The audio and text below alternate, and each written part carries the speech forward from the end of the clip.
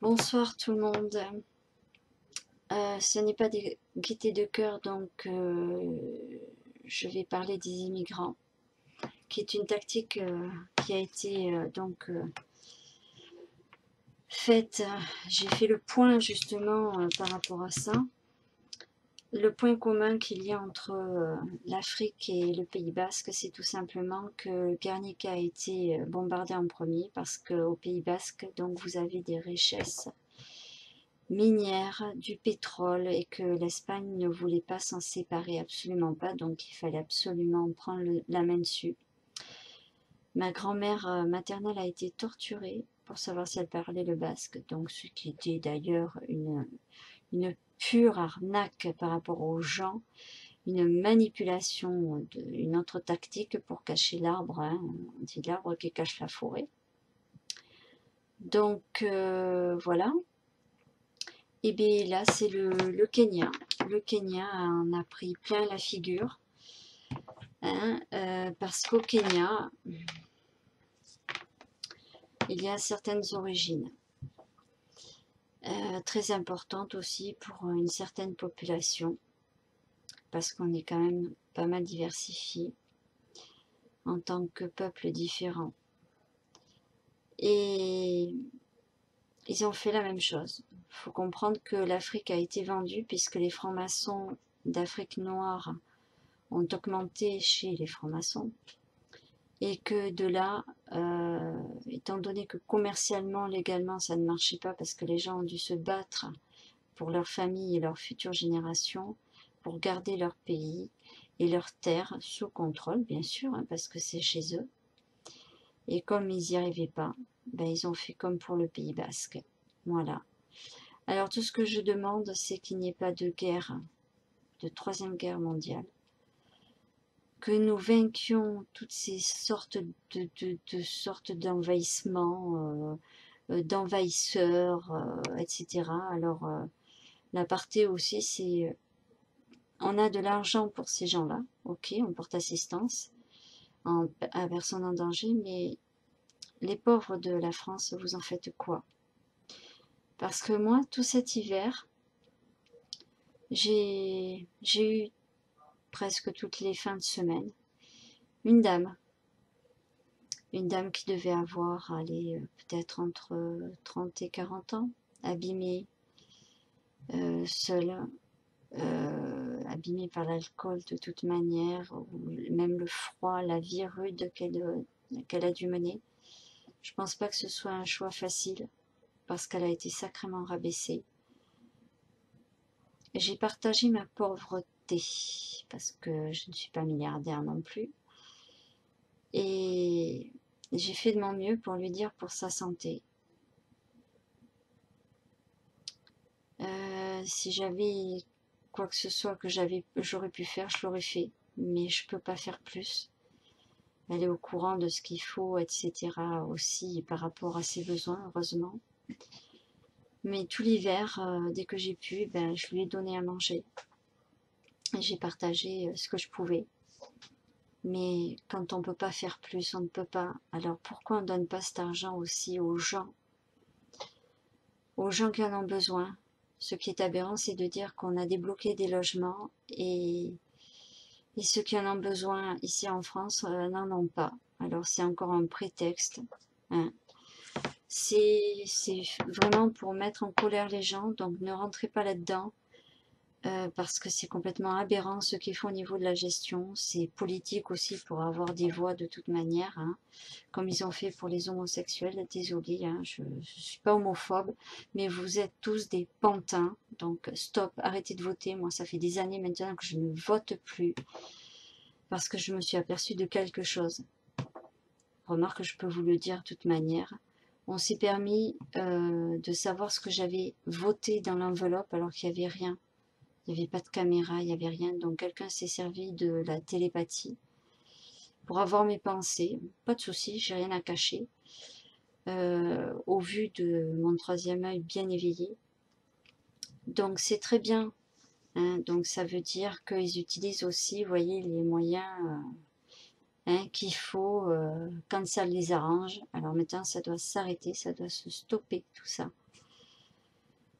Donc pour les immigrants, ok, je veux bien aider, mais quand on peut pas faire plus, franchement, faut arrêter de prendre les gens pour des imbéciles. Alors il est temps, hein, à ces dirigeants à qui on a fait confiance et qu'on ne peut plus faire confiance, d'arrêter de prendre les gens pour des imbéciles.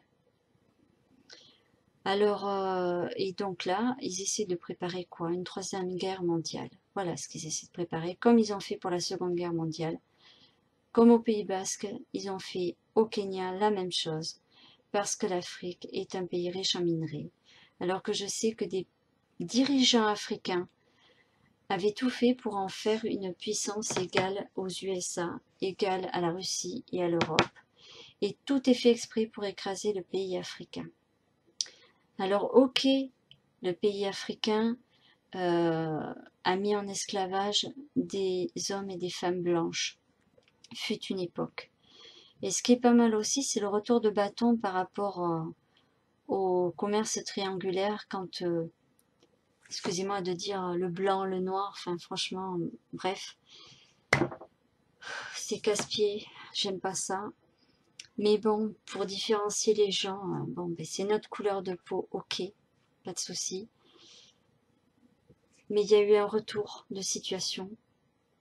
Il faut quand même se rappeler aussi la ségrégation et le commerce d'esclaves triangulaire qui s'est passé quand les États-Unis ont commencé à émerger avec tous les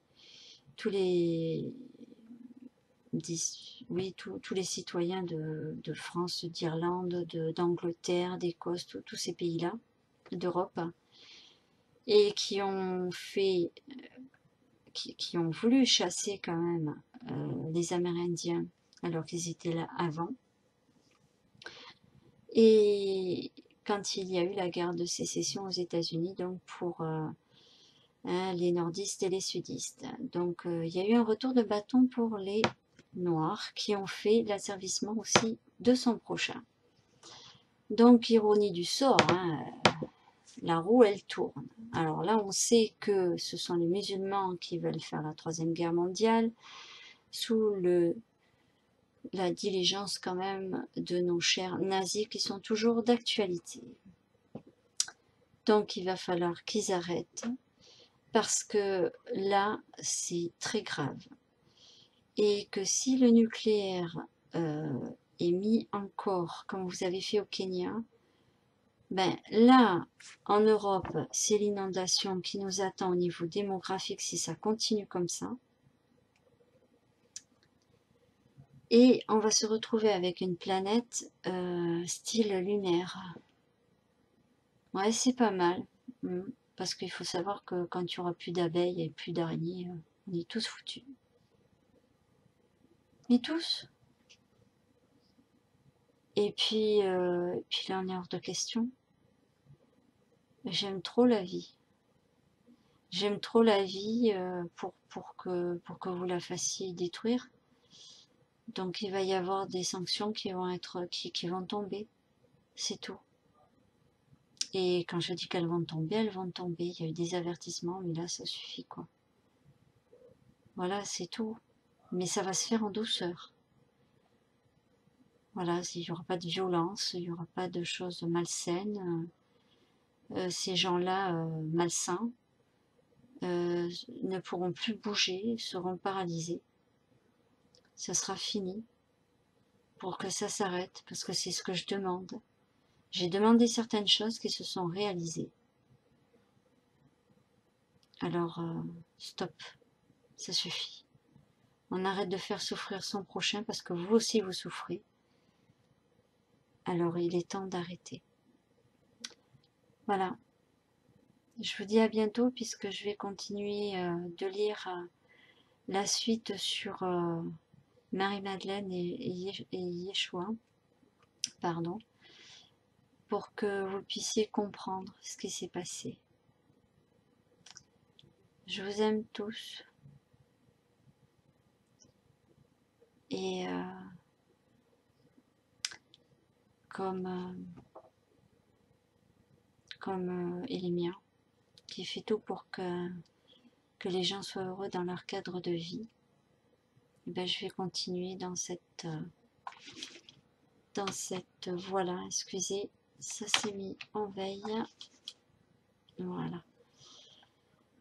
Voilà, donc je vous dis à bientôt pour la suite de mes lectures.